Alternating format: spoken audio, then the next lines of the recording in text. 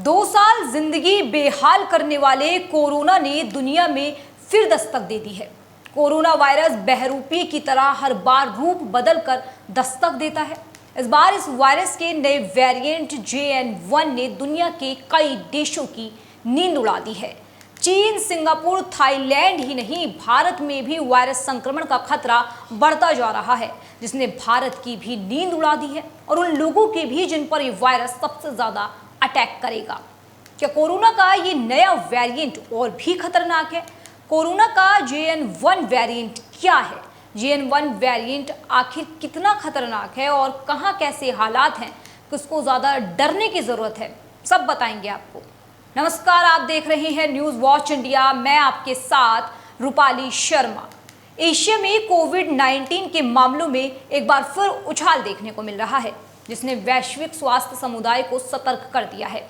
Hong Kong और Singapore जैसे घनी आबादी वाले देशों में संक्रमण तेजी से बढ़ रही है, जिससे एक नई लहर की आशंका गहरा गई है।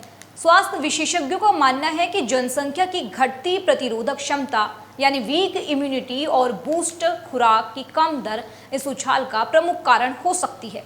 हालांकि भारत में अभी तक कोई बड़ी लहर नहीं देखी गई है, लेकिन पड़ोसी देशों की स्थिति ने चिंता बढ़ा दी है।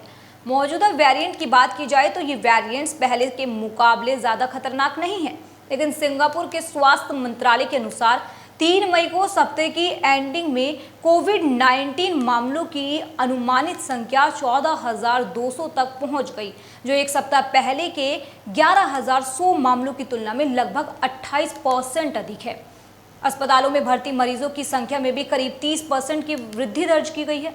हालांकि मंत्रालय ने कहा है कि वर्तमान में ऐसे कोई हालात या संकेत नहीं है कि वेरिएंट्स महामारी के दौरान पाए गए वेरिएंट्स की तुलना में अधिक संक्रामक या गंभीर है।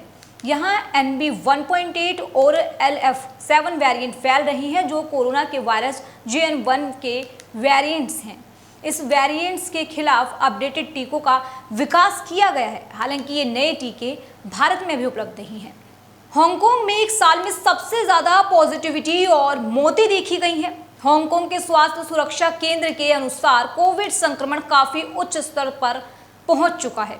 सांसों के नमूनों की पॉजिटिविटी दर एक साल में अपने उच्चतम स्तर 13.66% पर है, जो 4 सप्ताह पहले 6.21% थी। मई के आरंभ में शुरू हुए सप्ताह के दौरान हांगकांग में कोरोना से 31 लोगों की जान गई है, जो पिछले एक साल में सबसे अधिक है। भारत में 24 घंटों में कोरोना के 58 नए मामले देखने को मिले हैं।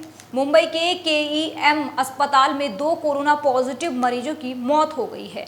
हालांकि अस्पताल प्रशासन का कहना है कि दोनों मौतें कोरोना वायरस से नहीं, बल्कि अन्य गंभीर बीमारियों के चलते हुई है। प्रशासन के अनुसार 28 वर्षीय महिला कैंसर से पीड़ित थी, जबकि 13 वर्षीय लड़की को किडनी से संबंधित गंभीर बीमारी थी। दोनों मरीजों की मौत से पहले किए गए परीक्षणों में वे कोविड पॉजिटिव पाए गए थे। मुंबई में बीते 3 महीनों से अब तक हर महीने 7 से 10 नए कोविड केस सामने आ रहे हैं।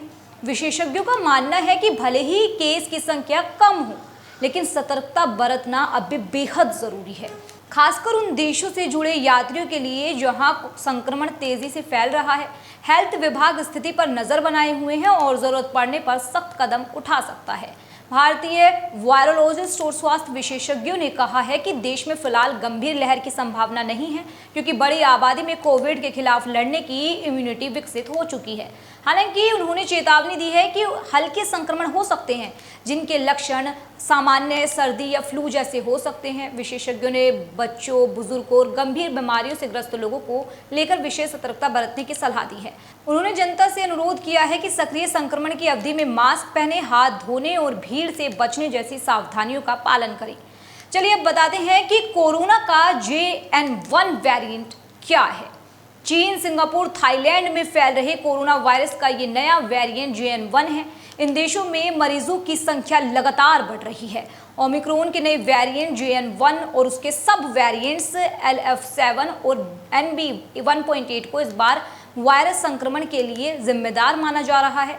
JN1 वेरिएंट ओमिक्रॉन BA2.86 वंश का वंशज है, जॉन हॉपकिंस मेडिकल के अनुसार इस वेरिएंट की खोज पहली बार अगस्त 2023 में हुई थी। इसमें करीब 30 म्यूटेशन हैं जो इससे प्रतिरक्षण प्रणाली से बचने में मदद करते हैं। ये एडिशनल 1 और 2 म्यूटेशंस के जरिए आसानी से ट्रांसमिट होने की क्षमता रखता है।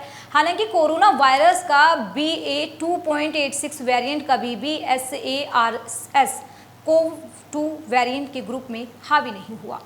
JN.1 वेरिएंट कितना खतरनाक, अब ये आपको बताते हैं।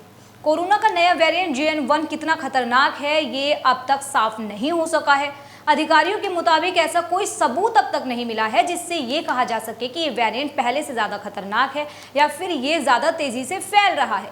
अधिकारियों का कहना है कि कमज़ोर इम्यूनिटी वालों को थोड़ा संभल कर रहने की ज़रूरत है। ऐसे लोगों को ये आसानी से अपना निशाना बना रहा है। यार ये भी कुछ नहीं कहा जा सकता कि वेरिएंट से खतरा कितना है। एशिया के किन किन देशों में मामले बढ़ रहे हैं।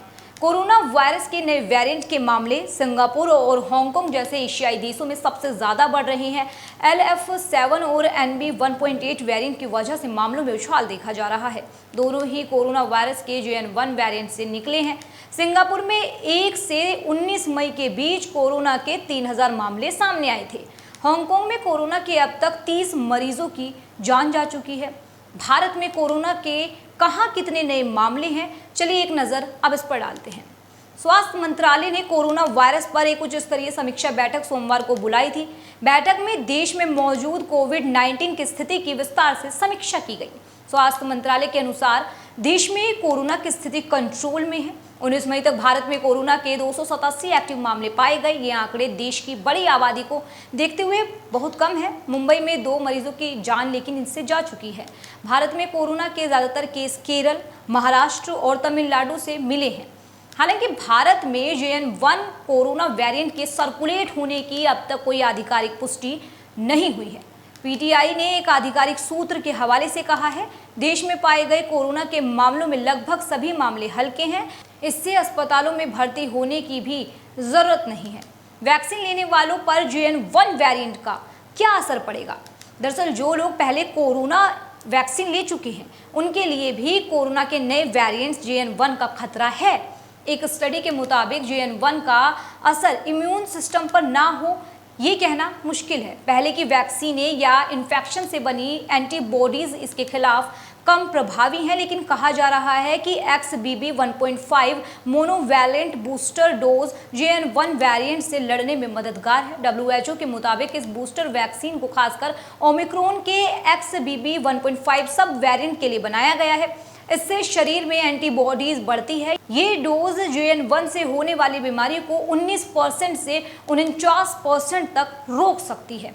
वायरस ज़्यादा खतरनाक हो या कम, लेकिन बचाव के उपाय और एहतियात बरतने की ज़रूरत आपको ज़रूर है।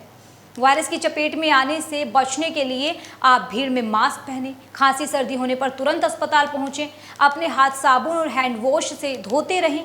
खांसी या छींक आने पर मुंह और नाक को टिश्यू पेपर या रुमाल से ढकें। बाकी जैसे जैसे स्थिति साफ होगी तो आपको पता चल जाएगा कि आपको क्या क्या एहतियात बरतने हैं। ऐसा नहीं है कि अभी आम लोग ही इस वायरस की चपेट में आए हैं।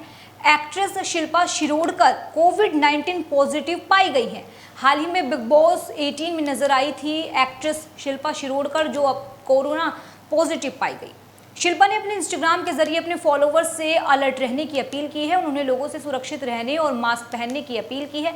बढ़ते मामले ये बता रहे हैं कि कोरोना से भारत और दुनिया पर फिर एक खतरा मंडरा रहा है। ऐसे में आप अपना पूरा ख्याल रखिए। खबर पर जो आपकी राय है कमेंट सेक्शन में ज़रूर बताएं। देश और दुनिया की तमाम खबरों के लिए लगातार देखते रहिए न्यूज़ वॉच इंडिया। मेरा नाम रूपाली शर्मा है। शुक्रिया।